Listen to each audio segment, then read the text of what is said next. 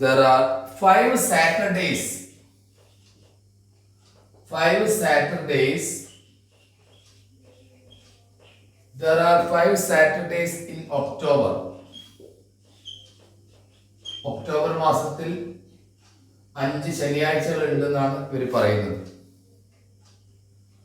Not 5 Sundays.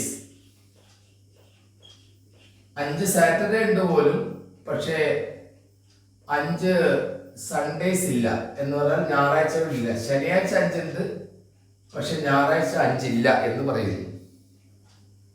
എങ്കിൽ ഗാന്ധി ജയന്തി ഏത് ദിവസമായിരിക്കും? ദേവനന്ദ ചോദ്യം വായിച്ചു നോക്കുമ്പോൾ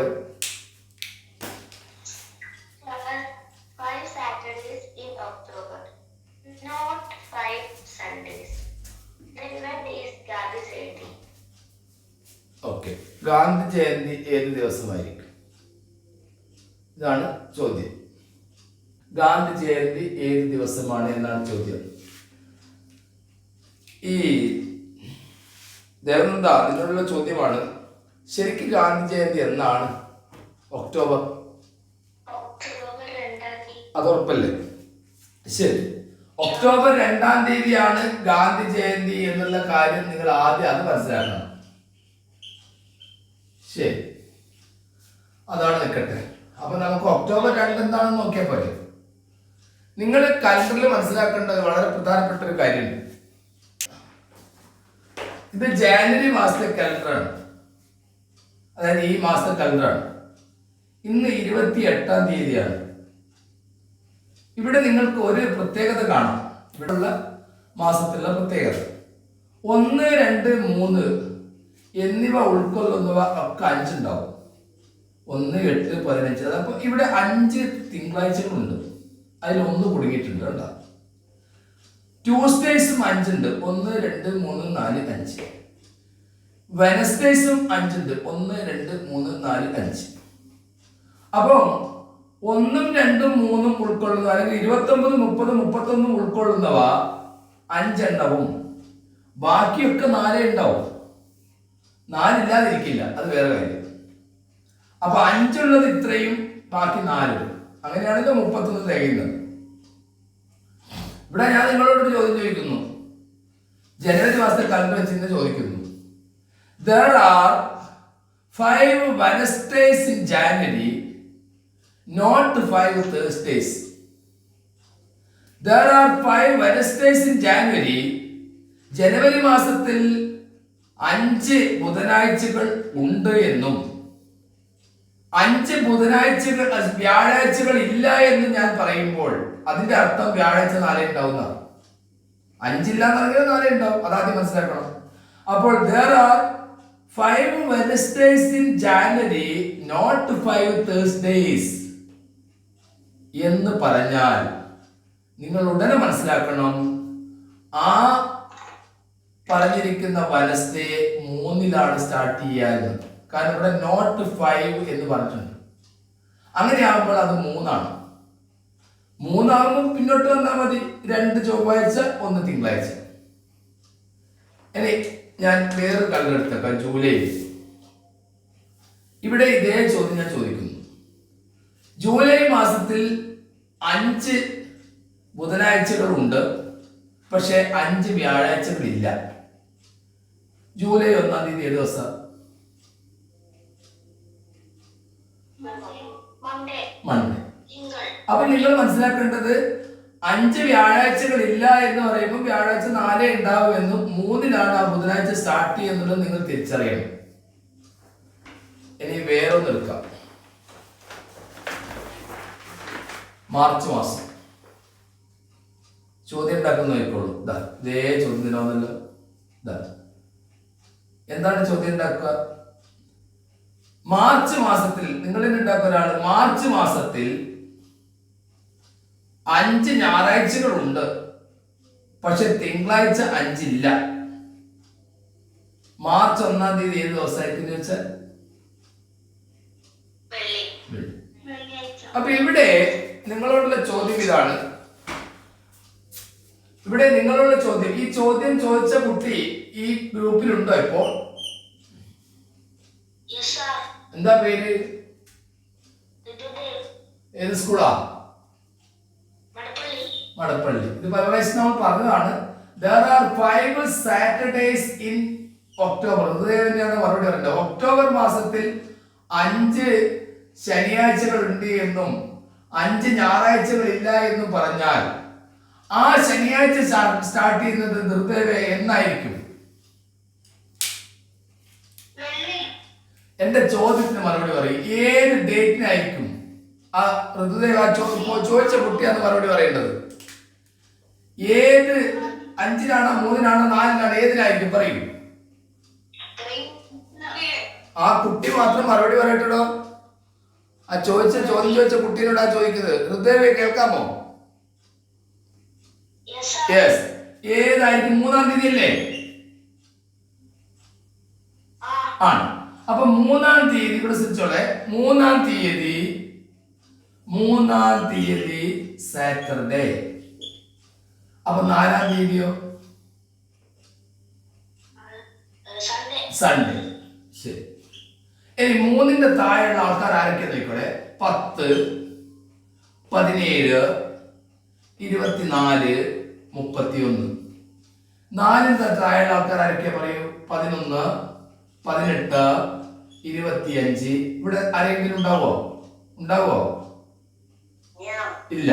അപ്പൊ ഇവിടെ 1, 2, 3, 4, 5. 1, 2, 3, 4. ചോദ്യം ക്ലിയർ ആയല്ലോ. There are 5 Saturdays in October, not 5 Sundays. Not എന്ന് പറയുമ്പോൾ 4 ഉണ്ടാവും. എന്നിട്ട് നിങ്ങളോട് ചോദിക്കുന്നു, ഒക്ടോബർ 2-ാം തീയതി ഏത് ദിവസമായിരിക്കും? അന്നാണല്ലോ ഗാന്ധി ജയന്തി. അങ്ങനെയാണെങ്കിൽ ഒക്ടോബർ 2 ഋതുദേവ് പറയൂ, ഏത് ദിവസമായിരിക്കും? പറയൂ.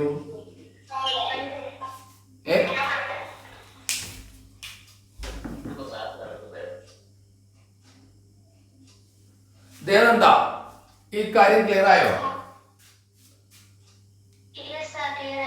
ക്ലിയർ ആയി? ഒന്ന് പറഞ്ഞു കൊടുക്കൂ.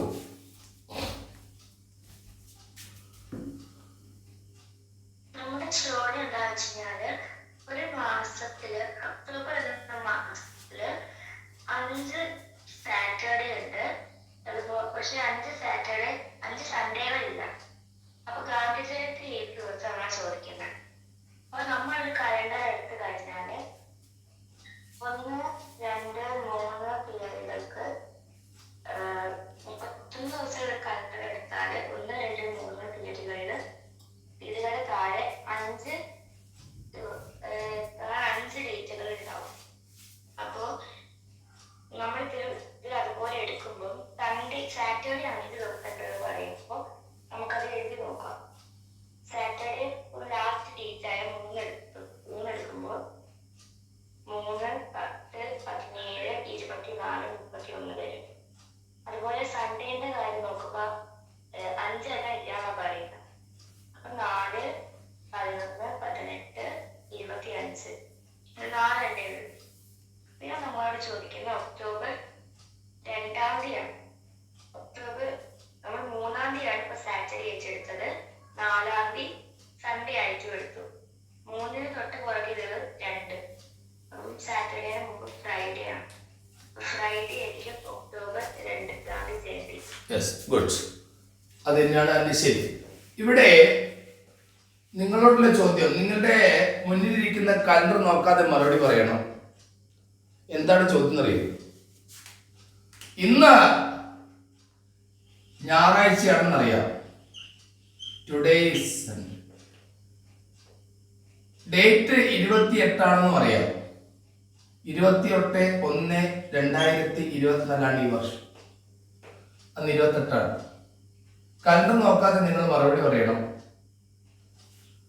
നിങ്ങൾക്ക് ഫെബ്രുവരി 28 എക്സാം.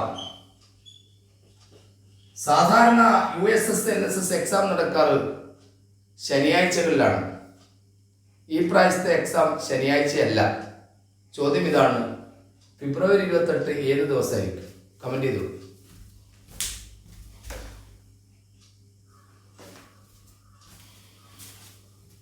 ഫെബ്രുവരി 28 ഏത് ദിവസമായിരിക്കും? കമന്റ് ചെയ്യും.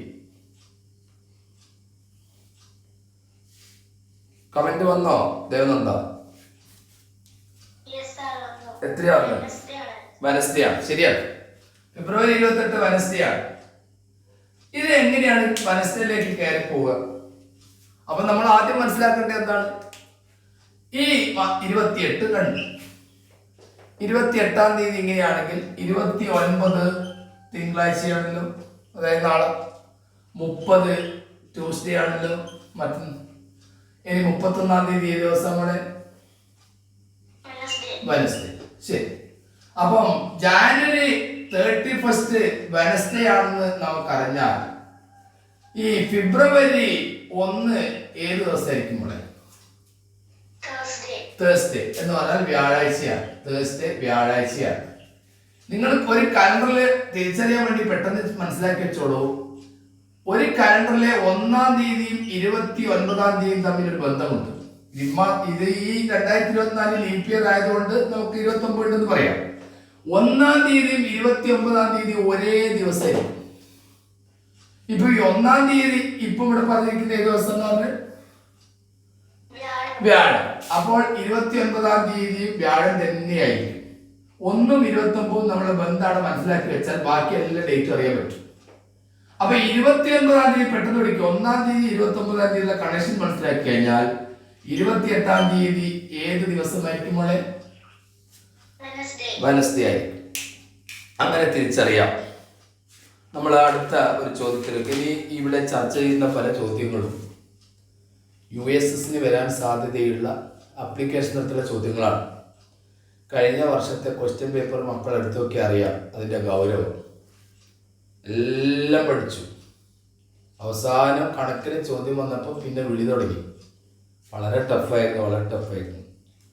ഈ വളരെ ടഫായിരുന്നു എന്ന് തോന്നിട്ടെന്ന് പറഞ്ഞാൽ നിങ്ങൾ ഈ പറഞ്ഞിരിക്കുന്ന ചെറിയ ചെറിയ ചോദ്യങ്ങളൊക്കെ മാത്രം പരിചയപ്പെടുത്തി പരീക്ഷയ്ക്ക് പോകുന്നതുകൊണ്ടാണ്. ചോദ്യം ആപ്ലിക്കേഷൻ ലെവലിലേക്ക് നീങ്ങും. ഇതാ ഒരു ചോദ്യം പിടിച്ചോളൂ. ഈ ചോദ്യം സ്വന്തമായിട്ട് ആൻസർ ചെയ്യാൻ പറ്റുമോ നിങ്ങൾ നോക്ക്.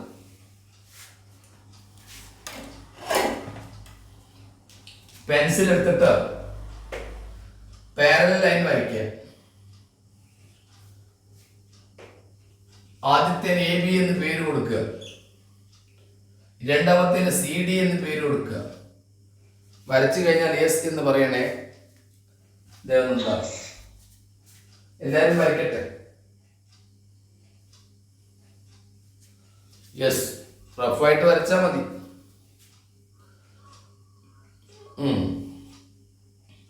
അപ്പൊ ഇവിടെ AB പാരലൽ CD ഇത് തരും പരീക്ഷ. പാരലാന്ന് പറഞ്ഞാൽ ചിലപ്പോൾ ഇവര് വരച്ചതിൽ പാരലായിട്ട് തോന്നുന്നില്ല, എന്നാൽ ഇവർ എഴുതിക്കാൻ ഞങ്ങളങ്ങ് വിശ്വസിച്ചോളി. AB പാരലൽ CD എന്ന് പറഞ്ഞാൽ ചിലപ്പോൾ ഇതൊന്നും അടുപ്പിച്ചൊന്നും തരൂല.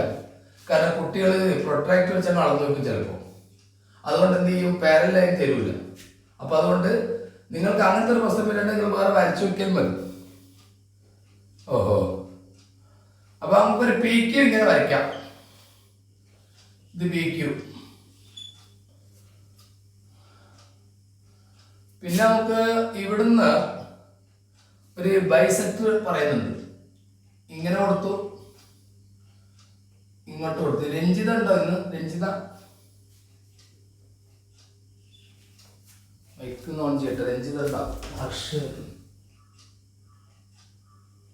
യെസ്.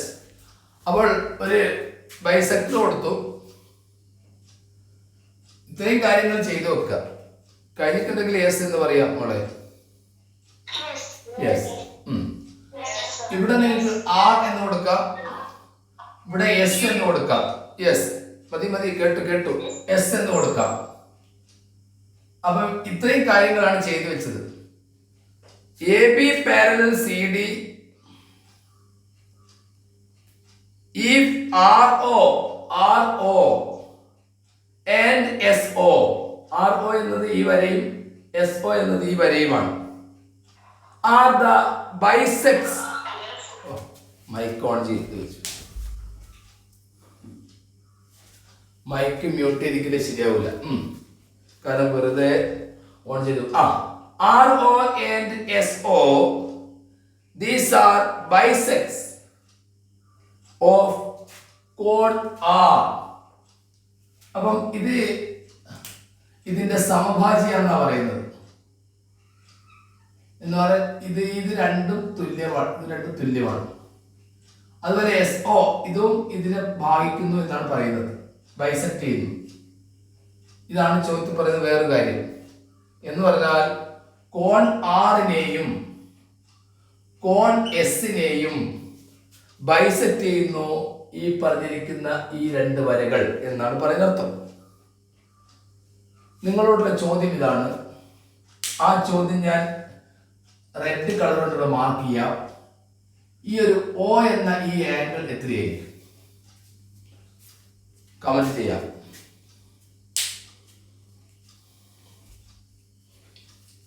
O എന്ന ഈ ആംഗിൾ എത്രയായിരിക്കും? കമന്റ് ചെയ്തോളൂ.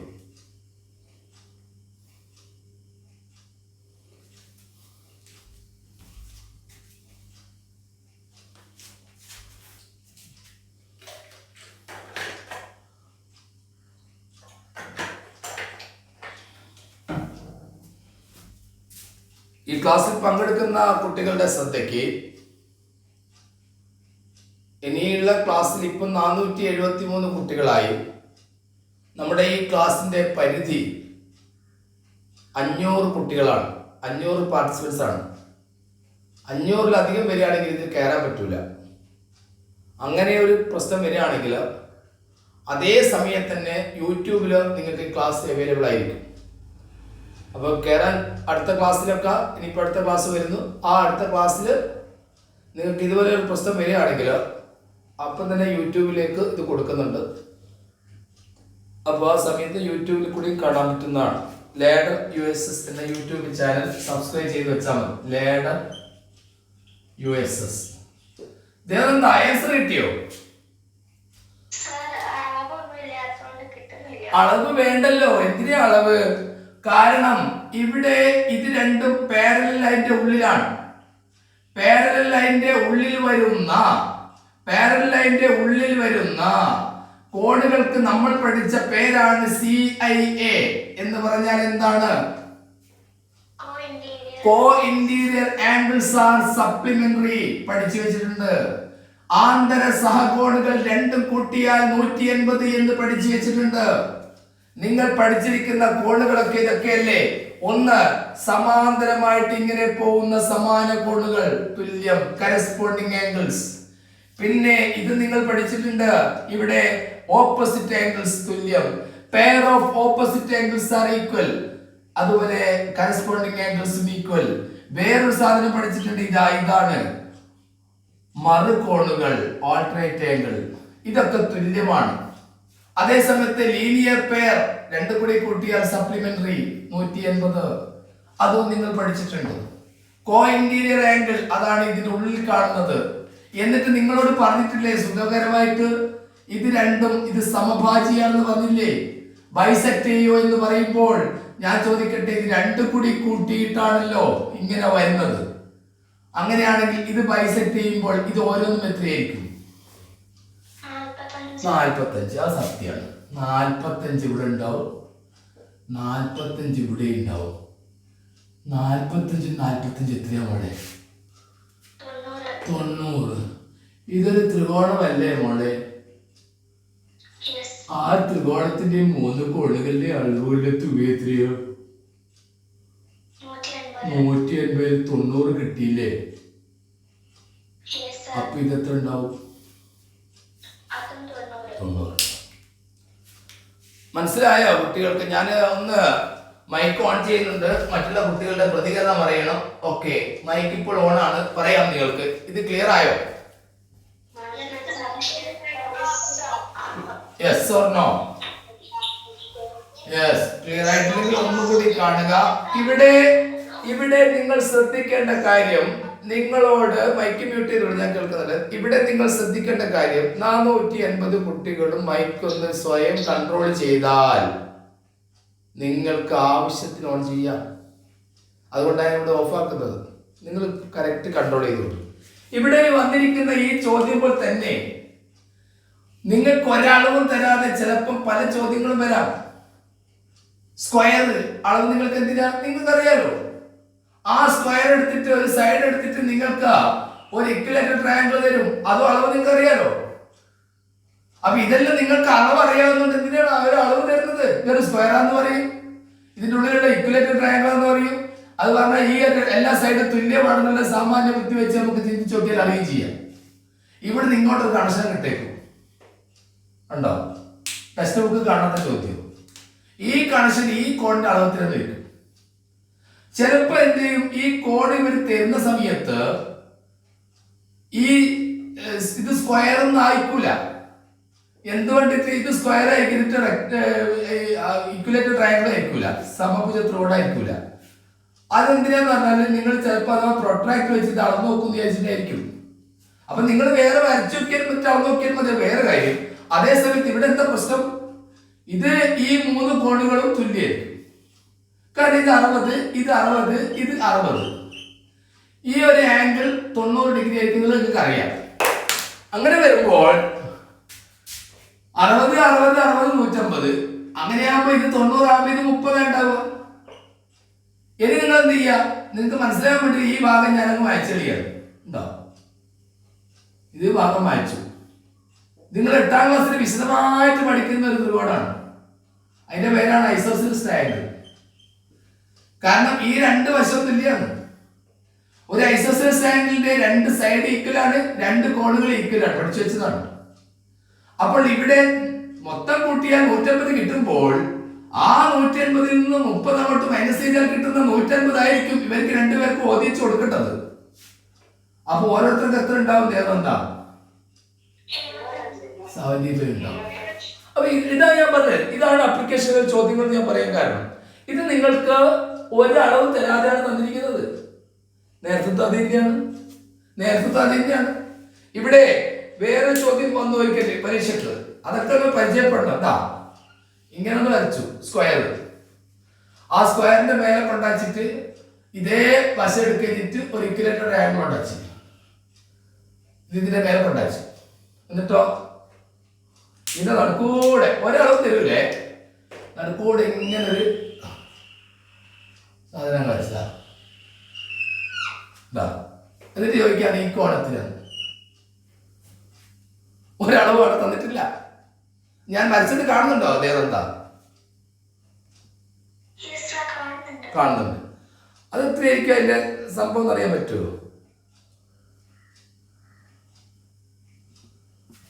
ഇത് എത്രയായിരിക്കും? ഒന്ന് കുട്ടികൾ ടൈപ്പ് ചെയ്യട്ടെ, എത്രയായിരിക്കും എന്നുള്ളത്. 60 ഉണ്ടാവൂലേ? കാരണം ഇവിടെ മോള് മനസ്സിലാക്കേണ്ടത് ഇത് 90 അല്ലേ? പോയോ? ഇത് 90 ആണോ? യെസ്, 90 ആണ്. ഇതോ ഈ പറഞ്ഞ ഇക്വലേറ്റർ ട്രയാങ്കിളോ 60. അപ്പൊ ഇത് രണ്ടും കൂടി ചേർന്നാൽ ഈ 90ഉം 60ഉം രണ്ടും കൂടി ചേർന്നാൽ ഇത് മൊത്തത്തിൽ ഉണ്ടാവും 150. ഓക്കെ, ഒരു മിനിറ്റ്, ഇത് 150. ഇനി ഇത് അതേ സൈഡിൽ തന്നെ ഇവിടെ 150 ഉണ്ടാവും. അങ്ങനെ 150 വരുമ്പോൾ ഇത് ഈ രണ്ട് വശങ്ങൾ തുല്യമായാൽ ഇത് നിങ്ങൾ ഐസോസെൽസ് ട്രയാങ്കിൾ ആയിട്ട് പഠിച്ചു. അപ്പൊ 150ഉം ഇതും കൂടിക്കഴിഞ്ഞാൽ ഇത് രണ്ടും കൂടി ചേർന്നുള്ള 30 കൂടിയാലാണ് 150 കിട്ടുക. അപ്പൊ ഇവിടെയും നിങ്ങൾക്ക് 15, ഇത് 15, ഇത് 15 ഉണ്ടാവും. അപ്പൊ 150 കിട്ടി. അപ്പൊ 15 ഇവിടെ വന്നു, 15 ഇവിടെ വന്നു. അപ്പൊ ഇത് എത്രയായിരിക്കും? 30. ഇവിടെ ഒരളവും നിങ്ങൾക്ക് തന്നിട്ടില്ല. ഒരളവും ഇല്ലാതെയാണ് നിങ്ങൾ ഇത് കണ്ടുപിടിക്കേണ്ടത്. പോകാൻ നമുക്ക് അടുത്ത ചോദ്യത്തിലേക്ക്. ചിലപ്പോൾ നിങ്ങൾക്ക് ഇത് ക്രിയേറ്റ് ചെയ്യേണ്ടതായിട്ട് വരാം. അതെങ്ങനെയാണ്? രണ്ട് പാരലൽ ലൈൻ വരയ്ക്കുക. പാരലൽ ലൈൻ വരച്ചു, ഒന്നിലേശം നീളം കുറഞ്ഞിട്ട് എ ബി സി ഡി, ഒന്നിലേശം കാല് കുറവാണ്. അത് ഇങ്ങോട്ട് തുളിക്കാനാണ്. ഇങ്ങോട്ട് തുളിക്കോട്ടെ. കണ്ടോ? നിങ്ങൾ കണ്ടിട്ടുണ്ടോ ഈ ചിത്രം? ഈ ബി എന്ന പോയിന്റ് അളവ് 120 ഡിഗ്രിയാണ്. സി ഡി ഇവിടെ ഉണ്ട് പാരലലായിട്ട്. ഇത് 30 ഡിഗ്രിയാണ്. ചോദ്യം ഇതാണ്, ഇതെത്രയാണ്? ഈ ഡി ടൈപ്പ് ചെയ്തോളൂ. ടൈപ്പ് ചെയ്താ വിളിച്ചു പറഞ്ഞു.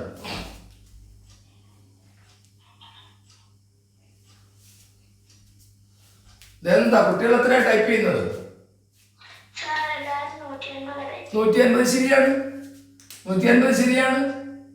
ഒരു ഇത്രയും ചോദ്യം വന്നാൽ 3 വഴി കൂടെ ഉത്തരം എഴുതാൻ പറ്റും. ഒന്ന് ഏറ്റവും എളുപ്പ മാർഗം 120 130 കൂടി കൂട്ടലാണ്. 130 കൂടി കൂട്ടി എത്രയാ? 150. ഒന്ന് അങ്ങനെ കിട്ടും. ഇല്ലെങ്കിൽ വേറെ നോക്കിക്കോളൂ, എന്താ ചെയ്യുന്നു നോക്കിക്കോളൂ. ഇത് ഞാനിപ്പോ ഒരു ത്രികോണാക്കി മാറ്റുകയാണ്. അപ്പം 120 30, അപ്പൊ ഇത് എത്രയായിരിക്കും? ദേവദന്ത മറുപടി പറയണം. 120 30 ആവുമ്പോൾ ഇതൊരു ത്രികോണമായാൽ ഇത് എത്രയായിരിക്കും? എത്ര? 30. ഉറപ്പല്ലേ? യെസ്. അപ്പൊ ഇത് 30. ഇത് 30 ആണ്ട് ഇത് എത്രയായിരിക്കും? കാരണം ഇത് ആൾട്ടർനേറ്റ് ആംഗിൾ ആണ്. അപ്പൊ ഇത് എത്രയായിരിക്കും? 30. ശരി. ഇനി ഒരു കാര്യം ഇതങ്ങ് പറഞ്ഞേക്ക്, ഇത് പോട്ടെ. ഇത് ലീനിയർ പെയറായിട്ട് എടുത്താൽ ഈ കോൺ 30 ആണെങ്കിൽ ഈ കോൺ എത്രയായിരിക്കും? അതാണ് കുട്ടികൾ ടൈപ്പ് ചെയ്ത് 150. ശരിയാണ്. യെസ്. അടുത്ത ഒരു ചോദ്യത്തിലേക്ക് പോകാം. വരകളായിട്ട് ബന്ധപ്പെട്ട ചോദ്യം പറഞ്ഞു. നമുക്ക് ഇന്ന് ഈ സ്പീഡ് മാത്സിലെ ചോദ്യം തുടങ്ങേണ്ട സമയമാണ്. ഞാൻ അതിലേക്ക് കടക്കാൻ പോവുകയാണ്. ഈ മദ്രസക്കാരനൊക്കെ ക്ലാസ് ഒഴിവാക്കേണ്ട കുട്ടികൾക്ക് ഒഴിവാക്കിയ പിന്നീട് യൂട്യൂബിൽ വരുമ്പോൾ കണ്ടാൽ മതി. 36ാമത്തെ എപ്പിസോഡായിട്ടാണ് നമ്മൾ കൊടുത്തിരിക്കുന്നത്. ശരി. What is the reminder? What is the number got by adding? ഓഹോ, ആ ചോദ്യം നേരിക്കോളെ. What is the number?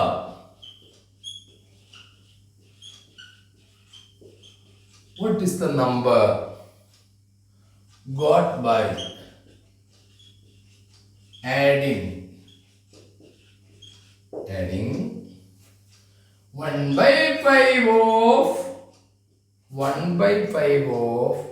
1/5 of 8/3/7 and 1/5 of 11/4/7? ചോദ്യം ഒന്ന് വായിച്ചു കൊടുക്കും ദേവനന്ദ.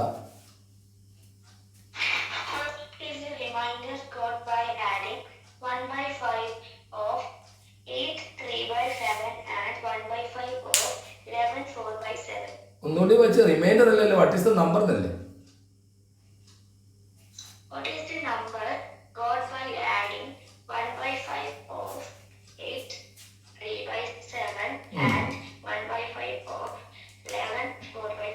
മലയാളം മീഡിയക്കാർ ശ്രദ്ധിക്കുക. 8 3/7 1/5 ഭാഗവും പിന്നെന്താ പറഞ്ഞത് അവര്?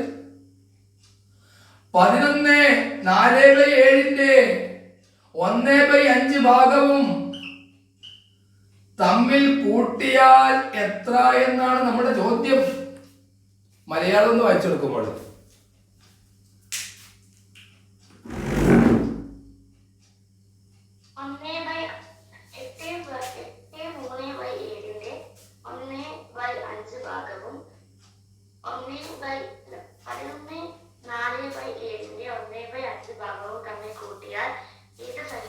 ഏത് സംഖ്യ ലഭിക്കുമെന്നാണ് ചോദ്യം. ഇതാ ഓപ്ഷൻസ് പിടിച്ചോളൂ. 81/35 ഒരു ഓപ്ഷൻ, 81/35. അടുത്തത് 4, അടുത്തത് 8, അടുത്തത് 59/35. These are the options. Type ചെയ്തോളൂ.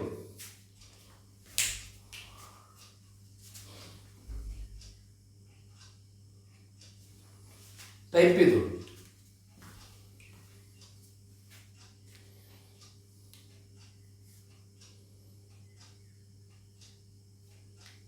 എത്രയാണ് കുട്ടികൾ ടൈപ്പ് ചെയ്തത് ദേവനന്ദ? എല്ലാരും 4 ടൈപ്പ് ചെയ്തിട്ട് ശരിയായ വഴിയുണ്ട്. എന്തായാലും ഒന്നാലോചിക്കാതെ പറയുന്നത്. മൈക്ക് ഇപ്പോൾ ഓണാണ്. ഇത് ഞാൻ എക്സ്പ്ലെയിൻ ചെയ്യണോ എന്ന് ചോദിക്കൂ കുട്ടികളോട്. Yes or no? വേണം. ആ ശരി, വേണം. ശരിക്കും നോക്കിക്കോളെ. 7 8 56 59/7 ഇൻറ്റു 1/5 നിക്കട്ടെ അവിടെ നിക്കട്ടെ. 11 7 77 4 81/7 അതിന്റെ 1/5 ഇതാണ് ഉദ്ദേശിച്ചത്. അത് തമ്മിൽ കൂട്ടാമല്ലോ. 51 × 1 59/7 35 പ്ലസ് പിന്നെയോ 81 81/35 കിട്ടും. എന്നിട്ടോ ഇത് 59 81 കൂട്ടി എത്രയാണ്?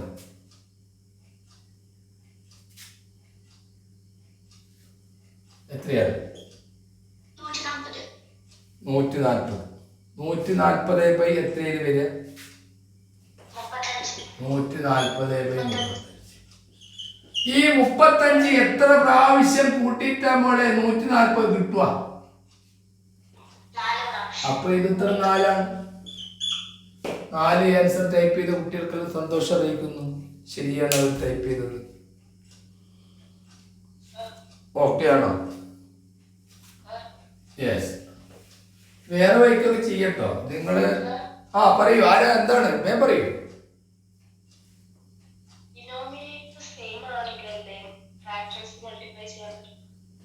അത് അത്രേ പറ്റൂ, ആഡ് ചെയ്യാൻ പറ്റും. ഇതിനൊരു സെയിം അല്ലേ ഇവിടെ? ഇതിനൊരു സെയിം ആണല്ലോ. ഒരു ത്രികോണത്തിന്റെ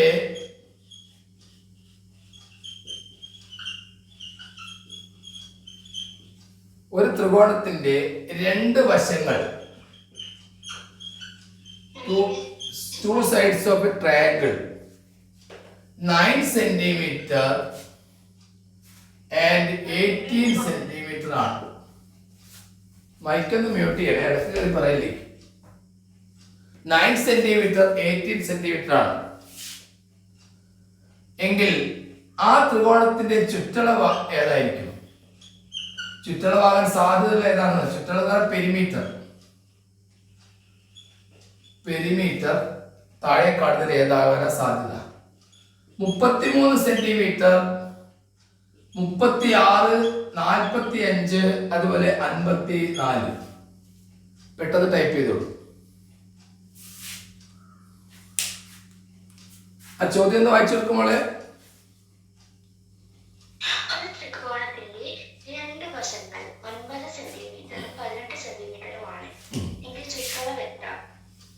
അതെ, ഇപ്പൊ ത്രികോണം ഇംഗ്ലീഷ് പറ.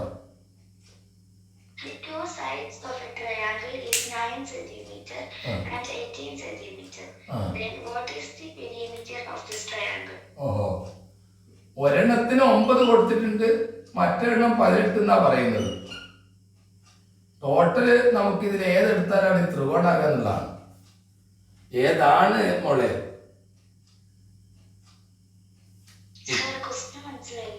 അതായത് ഒരു ത്രികോണ അതിൽ 2 സൈഡേ തന്നിട്ടുള്ളൂ. മൂന്നാമത്തെ സൈഡ് തന്നിട്ടുണ്ടോ? ഇല്ല. ഇനി മൂന്നാമത്തെ സൈഡും കൂടി ചേർത്ത് കൊടുത്തു കഴിഞ്ഞാൽ ഇതിൽ ഏതാണ് നമുക്ക് പെരിമീറ്റർ ആകാൻ സാധ്യതയുള്ളതാണ് ചോദ്യം.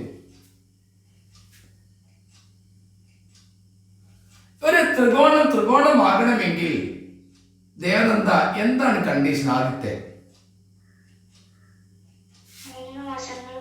3 വശങ്ങൾ വേണമെന്നുള്ള കാര്യം ശരിയാണ്. എല്ലാം ഒരേ സംഗതി. ഇപ്പൊ ഇവിടെ നോക്കിക്കോളൂ, ഞാനിപ്പോഴൊരു ത്രികോണം വരച്ചു.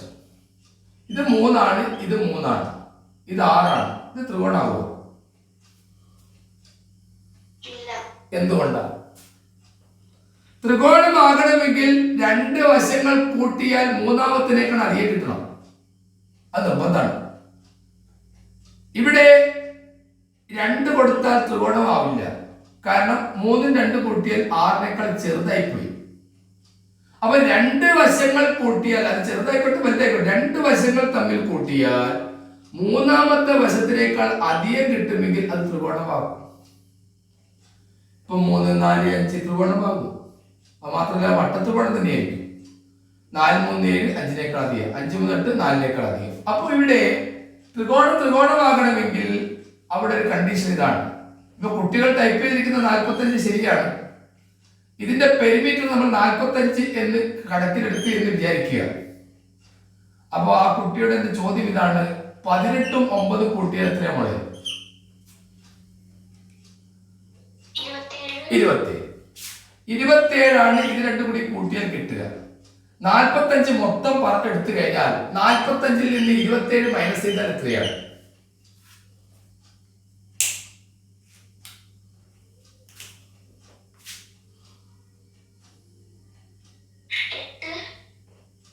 എത്ര? ഞാൻ മൈക്കൊന്ന് ഓൺ ചെയ്യട്ടെ. മറ്റുള്ള കുട്ടികളാണ് ടൈപ്പ് ചെയ്തിട്ട് നോക്കി വായിച്ചാൽ മതി. 45-ൽ 27 മൈനസ് ചെയ്താൽ എത്രയാണ്? 18ആണ്. ശരി, 9 18 നമ്മൾ മൊത്തം 45 എടുത്തിട്ട് ഈ രണ്ടും കൂടി കൂട്ടിയുള്ള 27 കുറച്ചപ്പോൾ ഈ വശം 18 കിട്ടിയാൽ ത്രികോണത്തിന്റെ കണ്ടീഷൻ പാലിച്ചോ എന്ന് നമുക്ക് നോക്കാം. 18ഉം 9ഉം 27 റെഡിയാണ്. 18ഉം 18ഉം അത് ഈ പറഞ്ഞ 9-നേക്കാൾ അധികമാണ്. 18ഉം 9ഉം അതും 18-നേക്കാൾ അധികം വരുന്നുണ്ട്. അപ്പൊ അതുകൊണ്ട് തന്നെ ഇതിൽ 45ആണ് ശരി. ഇനി വെറുതെ നിങ്ങളത് 33 എടുത്തു നോക്കുക, എന്താ സംഭവിക്കുന്നത്? ഇത് മനസ്സിലാക്കാത്ത കുട്ടികൾ. ഓ 54 ചേരുമെന്ന് നമുക്ക് നോക്കാം. എന്തിനാ പഠിക്കുന്നത്? 54 ചേരുമെന്ന് നോക്കാം. 54 എടുത്തു. 18ഉം 9ഉം കൂട്ടിയാൽ 27 അല്ലേ? 54 27 മൈനസ് ചെയ്താൽ പിന്നെ 27 അല്ലേ കിട്ടുക? അവിടെ നമ്മൾ 27 ഇവിടെ കൊടുത്തു എന്ന് വിചാരിക്കുക. എന്താ സംഭവിക്കുന്നത്? പറയും. കാരണം ഈ 18ഉം ഈ 9ഉം കൂടി കൂട്ടിക്കഴിഞ്ഞാൽ ഈക്വലായി പോകും, ത്രികോണാവില്ല. ക്ലിയർ ആയോ ഞാൻ പറഞ്ഞത്? ഇനി 33 എടുത്തു. ശരിക്കും ക്ലിയർ ആയി. ഒറ്റ മിനിറ്റ് 33 എടുത്തു. നിങ്ങൾ 33 എടുത്തെന്ന് വിചാരിക്കുക.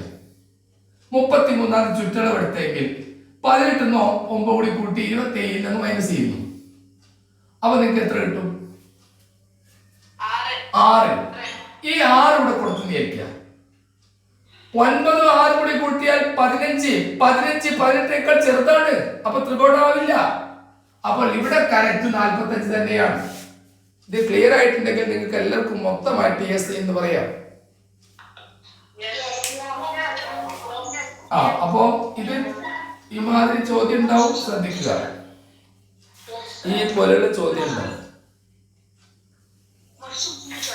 ചോദിച്ചോളൂ. ത്രികോണത്തിന്റെ ഏറ്റവും വലിയ 2 സൈസ് കൂട്ടിയിട്ട് അത് ചെറിയ സൈസിനെക്കാട്ടും വലുതാവാറില്ലേ, അത് വരയ്ക്കാൻ പറ്റുള്ളൂ? അതേ പറ്റൂ, അങ്ങനെ വരയ്ക്കാൻ പറ്റൂ.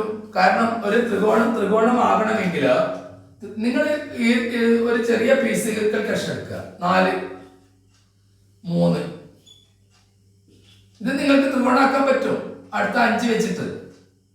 പക്ഷെ അതേ സമയത്ത് 2 ചെറിയ വശങ്ങൾ കൂട്ടിയാൽ 3-ാമത്തിനേക്കാൾ ചെറുതായി പോകാൻ ത്രികോണം നിർമ്മിക്കാൻ പറ്റില്ല. എന്താ കുട്ടിയുടെ പേരെന്താ? ചോദിച്ച കുട്ടിയുടെ പേരെന്താ?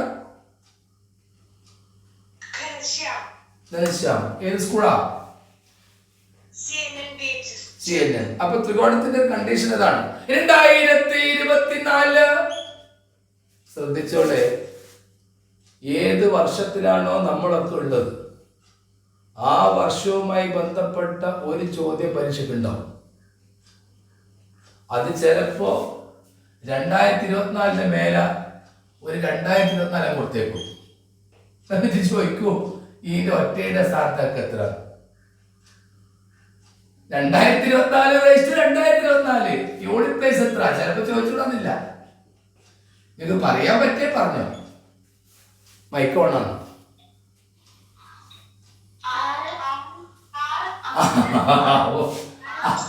അപ്പൊ നിങ്ങൾ ഈ 4 നോക്കിയാ മതി. 6. ശരി 6 തന്നെയാണ്. ശരി. ഈ ദേവദന്താ, ഇതെന്തുകൊണ്ട് 6 കിട്ടിയെന്ന് അറിയോ? 4 raised to 1 is equal to 4. നിങ്ങൾ ഇത് മാത്രം എടുത്താൽ 4 എടുത്താൽ മതി, മറ്റേതൊന്നും നിങ്ങൾ നോക്കണ്ട. 4:1 4ന്റെ പവർ ഓഡ് നമ്പർ ആവുമ്പോൾ 4, 4ന്റെ പവർ ഈവൺ നമ്പർ ആവുമ്പോൾ ഇതാ കണ്ടോ 6.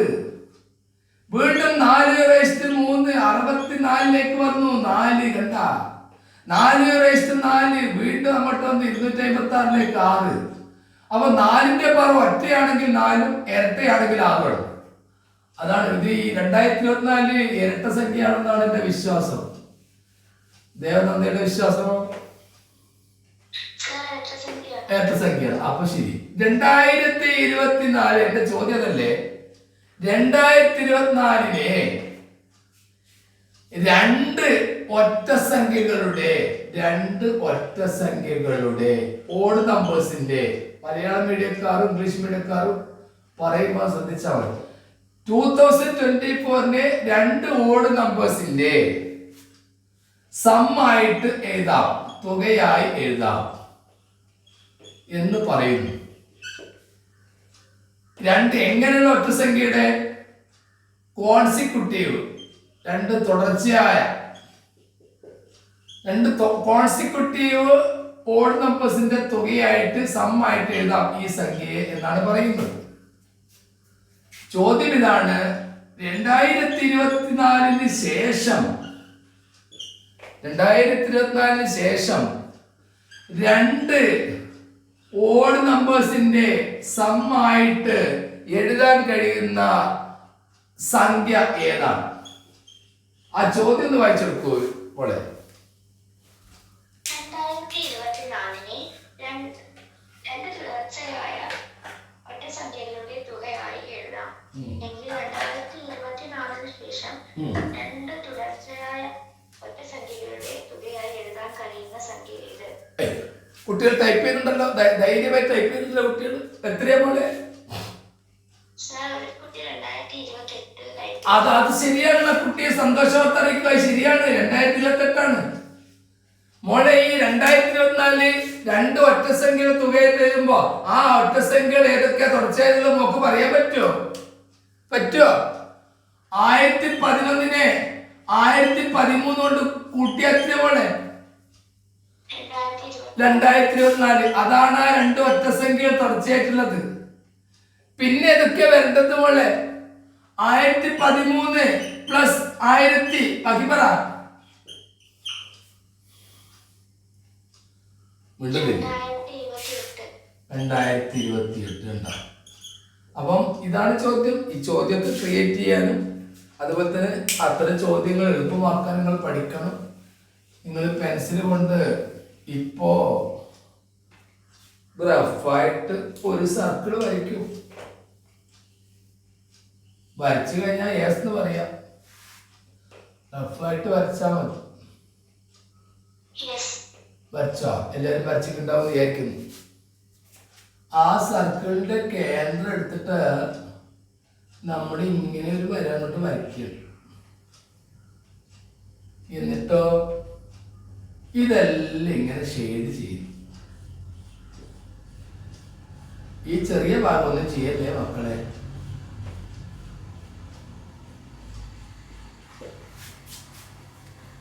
കഴിഞ്ഞ യെസ് എന്ന് ടൈപ്പ് ചെയ്യണേ മക്കളെ.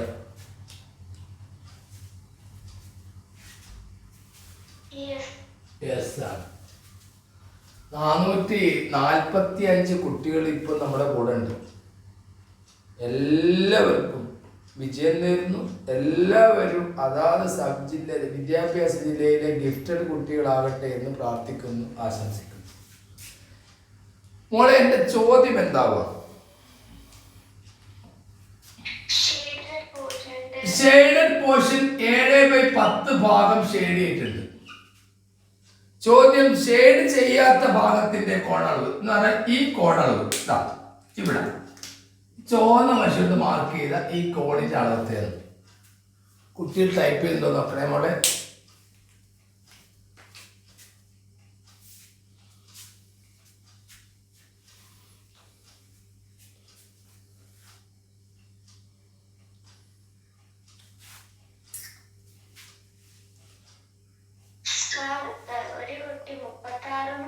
36 തെറ്റാണെന്ന കുട്ടിയെ സന്തോഷ വാർത്ത അറിയിക്കൂ. 36 തെറ്റാണെന്ന് അറിയിക്കൂ. 108 ആരെ ടൈപ്പ് ചെയ്തിരിക്കട്ടെ. 108 ടൈപ്പ് ചെയ്ത ഒരു കുട്ടി മുന്നോട്ട് വരൂ. ഏത് കുട്ടിയാണ് 108 ടൈപ്പ് ചെയ്ത്? പേരെന്താ? പേര് മുഹമ്മദ് അഫ്താൻ. പറയൂ, ഏത് സ്കൂളാണ്? സെന്റ് ജോസഫ് ബോയ്സില്. എന്താ പേര് പറഞ്ഞത്? കോഴിക്കോടാണോ തലശ്ശേരിയാണോ? കോഴിക്കോട്. എത്രയാ ഉത്തരം കിട്ടിയത്? 108. എങ്ങനെ കിട്ടി മോനെ?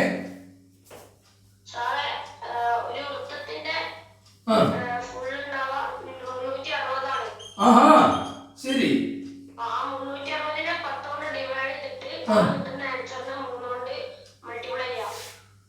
എന്തിന് 10 7 ഭാഗമല്ലേ ഷെയ്ഡ് ചെയ്തത്? അല്ലേ മുഹമ്മദ്? അല്ലേ? ആ, ഷെയ്ഡ് ചെയ്യാത്ത 10 3 അല്ലേ? നമുക്ക് 10 3 കണ്ടാ പോരെ?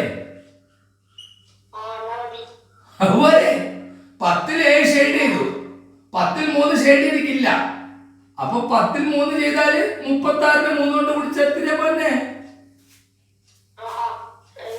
ആ, അങ്ങനെ പറഞ്ഞു കൊടുക്കുക, അതാ നല്ലത്. പറഞ്ഞോ.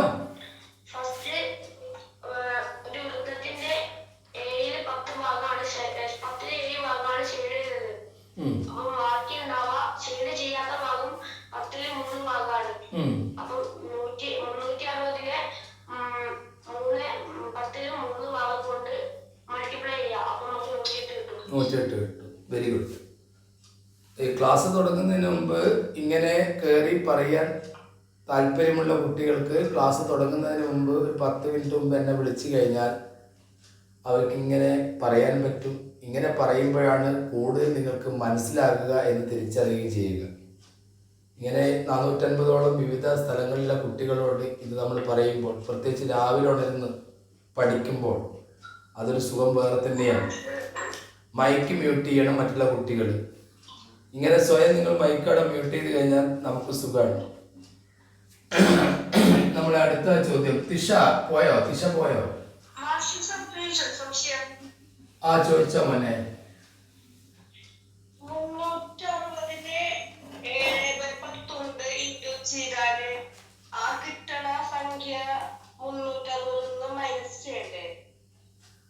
നമ്മളോട് ചോദിച്ചത് ഷെയ്ഡ് ചെയ്ത ഭാഗമാണെങ്കിൽ നമുക്ക് എന്ത് ചെയ്യാം? 360 7/10 കൊണ്ട് ഗുണിച്ചു കഴിഞ്ഞാൽ നമുക്ക് 252 കിട്ടും. ശരിയാണ്. നിങ്ങളൊരു കാര്യം ചെയ്തോളൂ, 360 നിന്ന് 252 കുറച്ചിടാ, 108 കിട്ടൂലേ?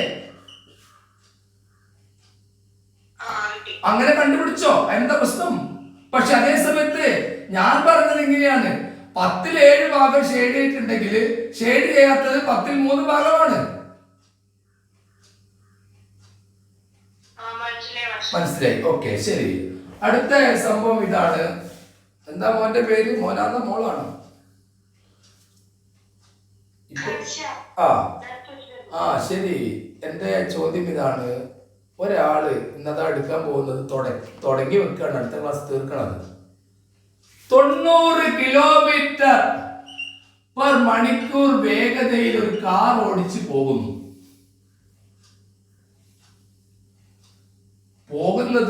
ഒരു എയർപോർട്ടിൽ പോയിട്ട് തിരിച്ചു വരികയാണ്.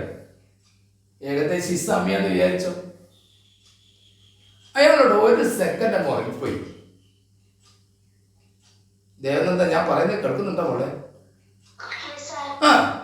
90 കിലോമീറ്റർ സ്പീഡിൽ ഓടിച്ചു വരുന്ന ഒരു കാറില് ഡ്രൈവറോട് 1 സെക്കൻഡ് ഒന്ന് കണ്ണിങ്ങിപ്പോയി. 1 സെക്കൻഡാണ്.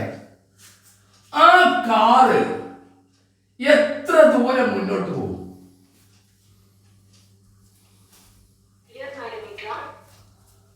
1 സെക്കൻഡ് ഉറങ്ങിപ്പോയാൽ ആ കാർ മുന്നോട്ട് പോകുന്നത് എത്രയായിരിക്കും?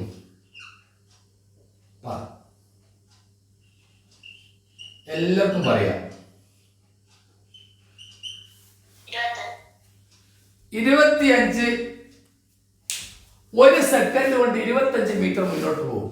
പറയാൻ കാരണം പലപ്പോഴും കുട്ടികൾ ശ്രദ്ധിക്കുക, പലപ്പോഴും അപകടങ്ങൾ വരുന്നത്, ഉറക്കം കൊണ്ട് അപകടം വരുന്നത്, ഉറങ്ങുമ്പോൾ ഡ്രൈവറെ ഉറങ്ങുന്നുള്ളൂ, സ്പീഡ് പോകുന്ന കാറ് അല്ലെ വാഹനം ഉറങ്ങുന്നില്ല എന്ന് തിരിച്ചറിയുക. 1 സെക്കൻഡ് കൊണ്ട് 25 മീറ്റർ ഒരാൾ ഉറങ്ങിക്കൊണ്ട് ഓടിച്ചാൽ ഉണ്ടാവുന്ന പ്രശ്നം നിങ്ങൾ ഊഹിച്ചാൽ മതി. ഇതെന്താണ് ഈ ബന്ധം? ആ ബന്ധമാണ് എഴുതി വെക്കുക. ക്ലാസ് അവസാനിപ്പിക്കാം. ഈ കണക്ഷനാണ് എഴുതി വെച്ചോളൂ മക്കൾ. അത് പെട്ടിയിൽ എഴുതി വെച്ചോ. നിങ്ങൾക്ക് ഇത് വെച്ചിട്ടാ ചോദിക്കും പരീക്ഷക്ക്. 18 കിലോമീറ്റർ പെർ മണിക്കൂർ എന്ന് പറഞ്ഞാൽ, പെർ അവർ എന്ന് പറഞ്ഞാൽ 5 മീറ്റർ പെർ സെക്കൻഡാണ്. ആ ബന്ധം മനസ്സിലാക്കി വെച്ചോ. ഇത് വെച്ചിട്ട് നിങ്ങളോട് ചോദിക്കൂ, 18-36 കിലോമീറ്റർ പെർ മണിക്കൂർ എന്ന് പറഞ്ഞാൽ അത് 10 മീറ്റർ പെർ സെക്കൻഡിന് തുല്യമാണ്. 36-54 പോയി, 18 വീണ്ടും കൂടി. 36-54 കിലോമീറ്റർ പെർ മണിക്കൂർ എന്ന് പറഞ്ഞാൽ അത് 15 15 മീറ്റർ പെർ സെക്കൻഡ്. 54-72 പോകുമ്പോൾ അത് വീണ്ടും നമുക്ക് 20 മാറി. 72-90 പോയാൽ 90 കിലോമീറ്റർ പെർ മണിക്കൂർ എന്ന് പറഞ്ഞാൽ അത് 25 മീറ്റർ പെർ സെക്കൻഡ് ആണ്. 90 വീണ്ടും 108 പോകുന്നു. അതുവരെ നമ്മളോട് ചോദിക്കും, അതിന്റെ മേലോട്ട് ചോദിക്കൂല, ബേസിക് കാരോട് ചോദിക്കും. 108 കിലോമീറ്റർ പെർ മണിക്കൂർ എന്ന് പറഞ്ഞാൽ 30 മീറ്റർ പെർ സെക്കൻഡ് ആണ്. ഈ ഗൗരവം നിങ്ങൾ ആലോചിച്ചോ. 90 കിലോമീറ്റർ സ്പീഡിൽ മണിക്കൂറിൽ പോകുന്ന സ്പീഡിൽ പോകുന്ന ഒരു വാഹനത്തിന് ഡ്രൈവറോട് 1 സെക്കൻഡ് കണ്ണ് ചിമ്മിയാൽ ആ 1 സെക്കൻഡ് കൊണ്ട് മുന്നോട്ട് പോകുന്നത് 25 മീറ്റർ ആകുന്നു. അപ്പോഴാണ് അപകടം വരുന്നത്. ശരി, ഈ ബന്ധം മനസ്സിലാക്കി വെക്കണം. ദേവനന്ദ, ഇതൊന്ന് വായിച്ചേ മോളെ.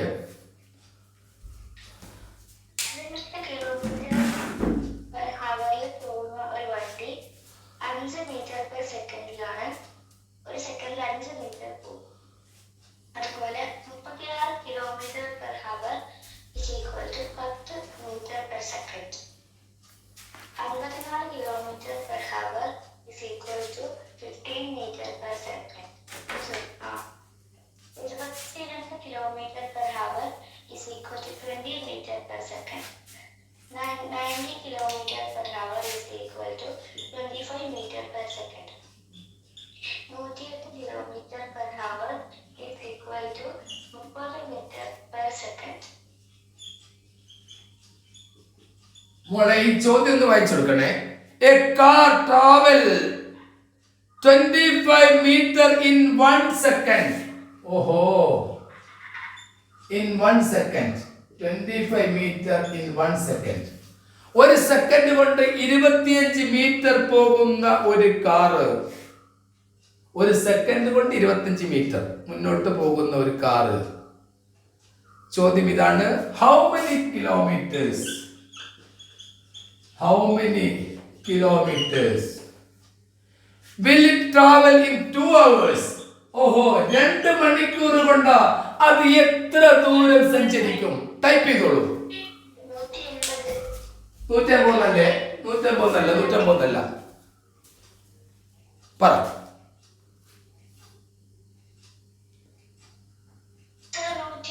150 ശരിയാണ്. ഞാൻ 150 അല്ലാന്ന് പെട്ടെന്ന് എല്ലാവരും കൂടി ടൈപ്പ് ചെയ്യേണ്ടത് വിചാരിച്ചിട്ടാണ്. 150 ശരിയാണ്.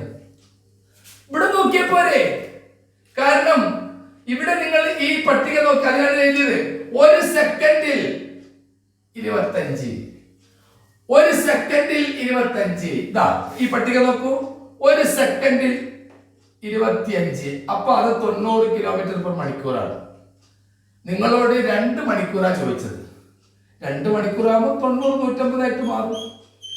ദേവനന്ദ, ഇത് മനസ്സിലായോ മോളെ? മനസ്സിലായി. അടുത്ത ചോദ്യം കൂടി തന്നുകൊണ്ട് നിങ്ങൾക്ക് ഹോംവർക്ക് തരും.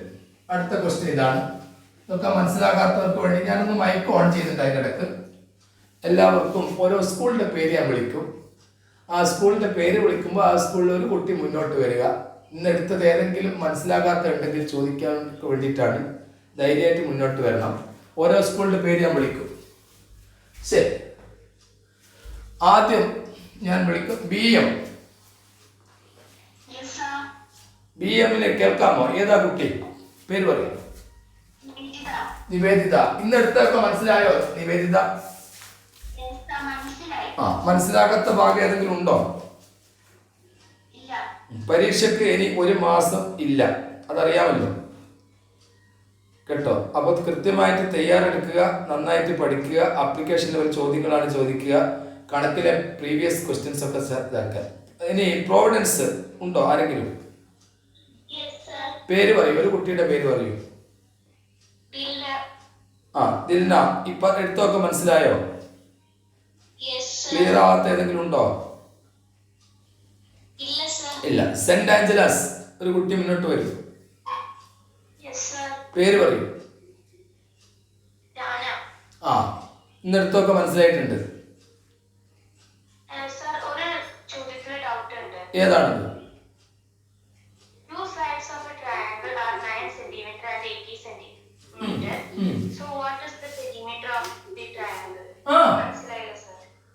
എല്ലാം വളരെ ഒരു ട്രയാങ്കിളില് ഒരു വശം 9 മറ്റേ വശം 18 ആണ്. ഈ 18 9 കൂടി കൂട്ടിയ എത്രയാ? 27. അപ്പൊ ഞാൻ നേരത്തെ പറഞ്ഞെന്താ, ഈ 2 സൈഡ് കൂട്ടിയാൽ മൂന്നാമത്തെ സൈഡിനേക്കാൾ അധികം വരണം എന്നാ ഞാൻ പറഞ്ഞത്. ഇനി ഇവിടെ 18 എടുത്ത് നോക്കുക, എന്താ സംഭവിക്കുക? ഈ 18 ആണ് ഇവിടെ കിട്ടുന്നത് കഴിക്കുക. എന്താ സംഭവിക്കുക? 18 9 27, 18 9 27, 18 പാട്ട് 36, 9 കാണാതെ. ഇത് ത്രികോണം ആവോ ഇല്ലയോ? മറ്റു കുട്ടികൾ എന്ത് പറയുന്നു? എന്തുകൊണ്ടാണ് ആവുന്ന പറയുന്നത്? പറയൂ.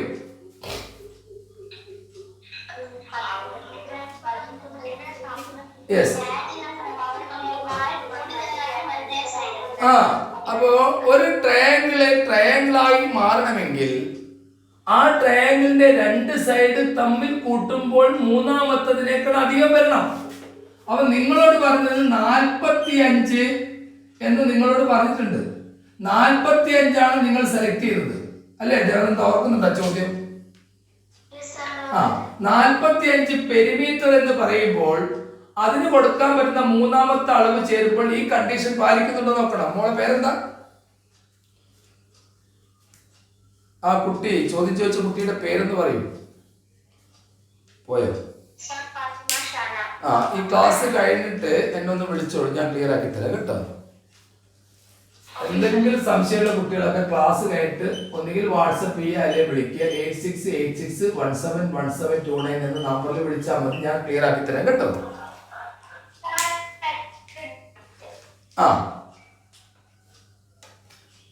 ഞാൻ റൈറ്റ് ആംഗിൾ ട്രയാങ്കിളിന്റെ കണ്ടീഷൻ എന്താന്ന് പറഞ്ഞാല്, ആ റൈറ്റ് ആംഗിൾ ട്രയാങ്കിൾ ആകുമ്പോൾ ഒരു കോൺ എന്തായാലും മട്ടകോണായിരിക്കണം. അതാണ് പേരിന് വന്നത്. മട്ടകോണിന്റെ ഓപ്പോസിറ്റ് വരുന്ന സാധനത്തിന്റെ പേരാണ്, ആ വരയ്ക്ക് പറയുന്ന പേരാണ് ഹൈപ്പോട്ടന്യൂസ്. അത് കർണം എന്ന് പറയും. ഇത് മാത്രല്ല, ഇതിന്റെ ട്രിപ്ലറ്റ്സ് വരിക 3 4. ഈ 2 സൈഡ് തമ്മിൽ സ്ക്വയർ ചെയ്യുമ്പോൾ മൂന്നാമത്തെ സൈഡ് തുല്യമാണ്.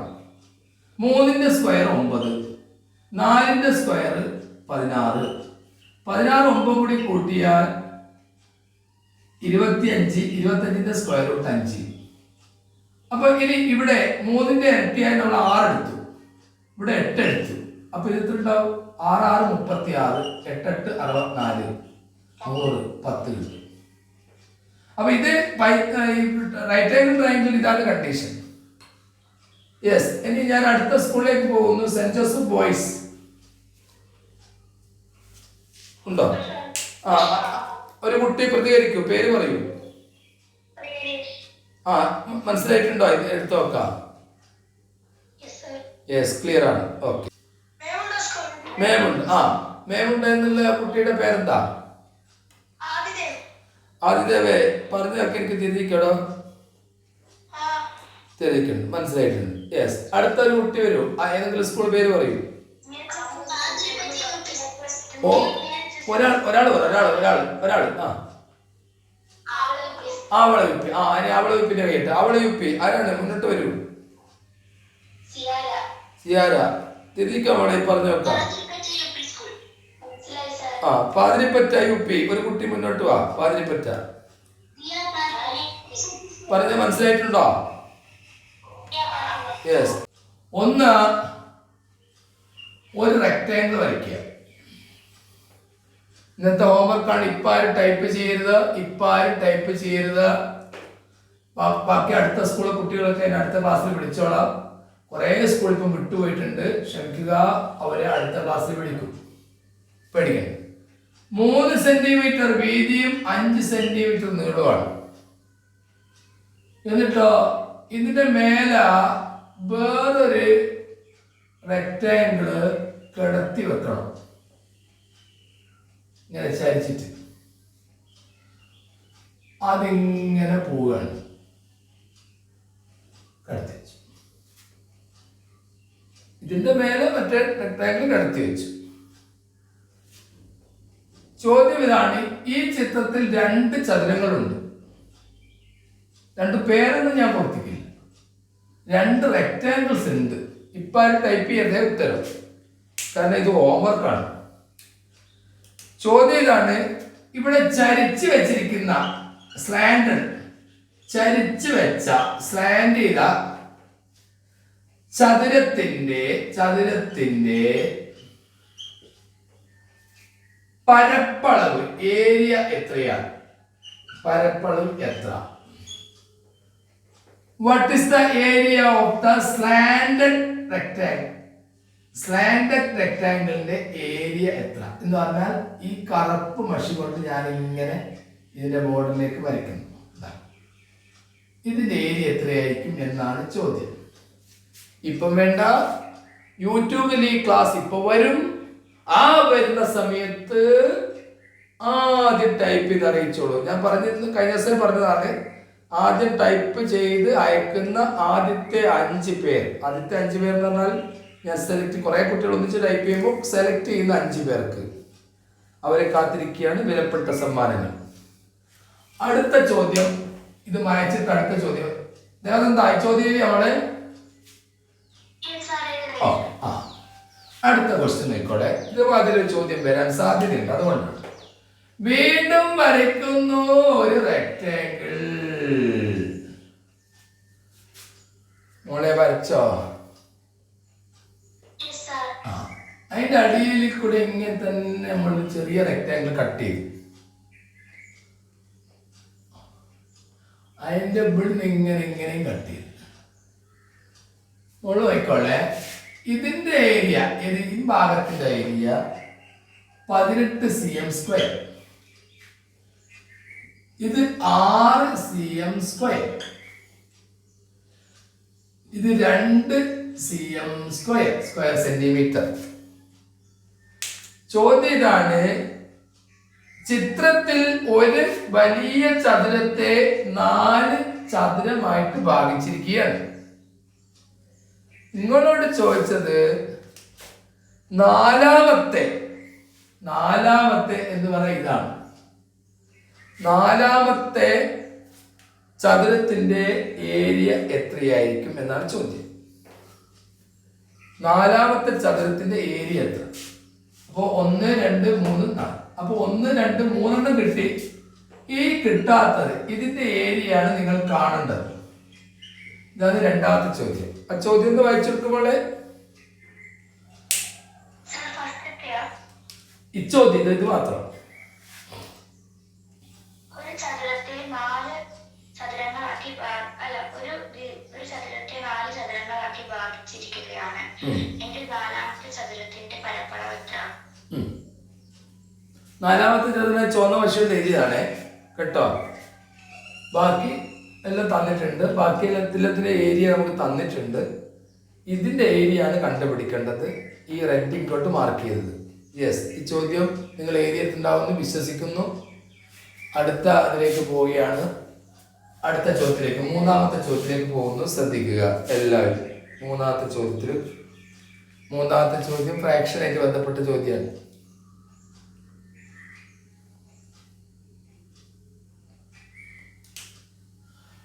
One by 2 plus 1 by 4 plus 1 by 8 plus 1 by 16 plus 1 by 16 എത്രയാണ്?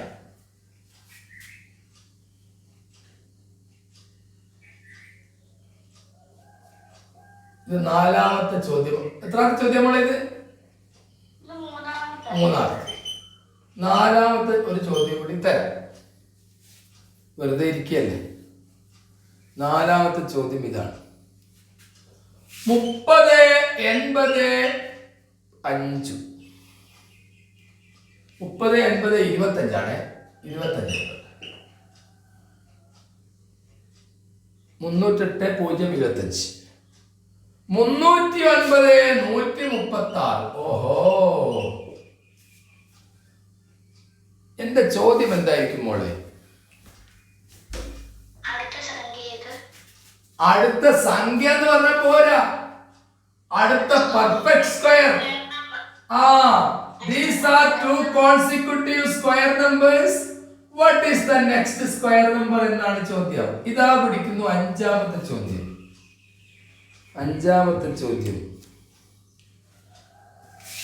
വികർണങ്ങളുടെ എണ്ണവും, മലയാളം ഇംഗ്ലീഷ് ഞാൻ പറയാം. വികർണങ്ങളുടെ എണ്ണവും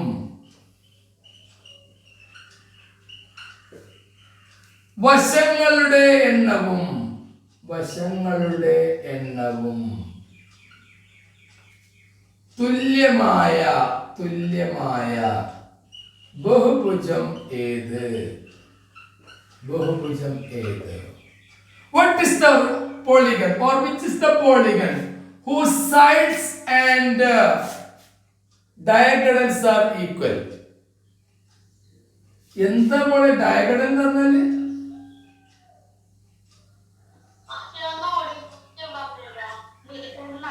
വികർണം.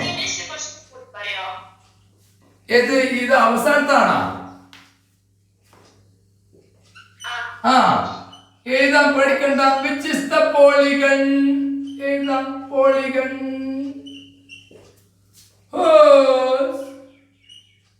Sides and diagonals are equal. ഇനി പറയണ്ടല്ലോ, എഴുതിക്കല്ലോ പോരെ.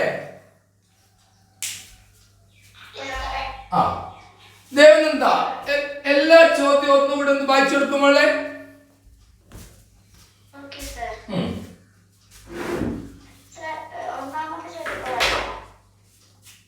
അത് വേണം പറയാൻ പറ്റേ പറഞ്ഞ ചിത്രല്ലേ ഇതോ?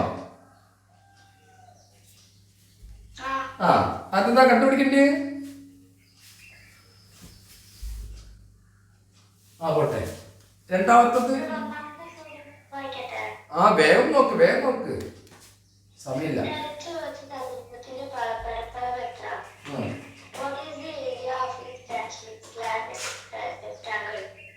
രണ്ടാമത്തെ ചോദ്യം, ഒരു ചതുരത്തെ 4 ചതുരങ്ങളാക്കി ഭാഗിച്ചിരിക്കുകയാണ് എങ്കിൽ നാലാമത്തെ ചതുരത്തിന്റെ പരപ്പളവ് എത്ര? What is the area of the fourth rectangle? Third question, 1 by 2 plus 1 by 4 plus 1 by 8 plus 1 by 16 plus 1 by 16 is equal to dash. Fourth question, 3,08,025 3,09,136. അടുത്ത പൂർണ്ണവർഗം ഏത്? അഞ്ചാമത്തെ ചോദ്യം, വികർണങ്ങളുടെ എണ്ണവും വശങ്ങളുടെ എണ്ണവും തുല്യമായ ബഹുഭുജം ഏത്? Which is the polygon whose sides and diagonals are equal? ഈ 5 ചോദ്യത്തിന് ഇപ്പോൾ തന്നെ കമന്റ് ചെയ്യാൻ തയ്യാറായിക്കോളൂ. 1 മണിക്കൂറിനകം യൂട്യൂബിൽ ഈ ക്ലാസ് 36ാമത്തെ ക്ലാസ് ആയിട്ട് വരും. നിങ്ങളുടെ സംശയങ്ങളൊക്കെ അതിൽ തന്നെ കമന്റ് ചെയ്തോളൂ, ഇല്ലെങ്കിൽ നേരത്തെ തന്ന വാട്സപ്പ് ചെയ്തോളൂ. അതെല്ലാം നമ്മൾ അടുത്ത ക്ലാസ്സിൽ ചർച്ച ചെയ്യും. ഞാൻ പറഞ്ഞില്ലേ, പരീക്ഷ അടുക്കുന്നത് വരെ നമുക്ക് 2 ദിവസമാണ് ക്ലാസ്. വെള്ളിയാഴ്ചയും ഞായറാഴ്ചയും രാവിലെ 5:30 മണിക്കാണ്. കൂടുതൽ ക്ലാസ്സുകൾ നിങ്ങൾക്ക് ലഭിക്കും. എല്ലാ ടോപ്പിക്കുകളും ഈ ഒരു ചാനലിലൂടെ തന്നെ നമ്മൾ എടുക്കും. സ്പീഡ് മാത്സിലേക്ക് നമ്മൾ തുടങ്ങി വെച്ചിട്ടുണ്ട്. അതുമായിട്ടുള്ള ബന്ധപ്പെട്ട പ്രീവിയസ് ക്വസ്റ്റ്യൻസ് ഒക്കെ ചർച്ച ചെയ്യും.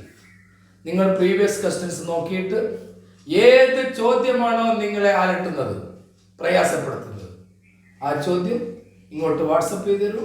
അടുത്ത ക്ലാസ്സിൽ നമ്മൾ ചർച്ച ചെയ്യും. ഇന്ന് പങ്കെടുത്ത എല്ലാ കുട്ടികൾക്കും നല്ല ഒരു ദിവസം നേരുന്നു. All the best. ഇരിക്കുന്ന ഹോംവർക്കിന്റെ ചോദ്യമായിരുന്നു. ആ ചോദ്യം ഇതാണ്: ഇതിലേതാണ് പൂർണ്ണവർഗ സംഖ്യ എന്നാണ് ചോദ്യം. നിങ്ങൾ മനസ്സിലാക്കേണ്ടത്, ഒന്നിൽ അവസാനിക്കുന്ന ഏതൊരു പൂർണ്ണവർഗ സംഖ്യയായാലും അതിന്റെ 10ാം സ്ഥാനത്തെ അക്കം എപ്പോഴും ഇരട്ട സംഖ്യയായിരിക്കും. 10ാം സ്ഥാനത്ത് ഇരട്ട വരുന്നത് ഇത് മാത്രമേ ഉള്ളൂ. അപ്പൊ ഇതാണ് പെർഫെക്റ്റ് സ്ക്വയർ. 9ന്റെ സ്ക്വയർ നോക്കൂ നിങ്ങൾ. 9 × 9 81. ഒന്നിൽ അവസാനിക്കുന്നു 8 ഇരട്ട സംഖ്യ. 19ന്റെ സ്ക്വയർ നോക്കൂ നിങ്ങൾ. 361. കണ്ടോ? ഒന്നിൽ അവസാനിക്കുന്നു 6 ഇരട്ട സംഖ്യ. 11ന്റെ സ്ക്വയർ നോക്കൂ നിങ്ങൾ. 121 അവസാനിക്കുന്നു, അല്ല 21 അവസാനിക്കുന്നു 2 ഇരട്ട സംഖ്യ. 21ന്റെ സ്ക്വയർ നോക്കൂ. 441. ഒന്നിൽ അവസാനിക്കുന്നു ഇവിടെ ഇരട്ട സംഖ്യ. അപ്പോൾ ഒന്നിൽ അവസാനിക്കുന്ന ഏതൊരു സ്ക്വയറിന്റെയും 10ാം സ്ഥാനത്തെ അക്കം എന്തായിരിക്കും എന്നാണ് തിരിച്ചറിയേണ്ടത്. ഈവൻ നമ്പർ ആയിരിക്കും. യെസ്.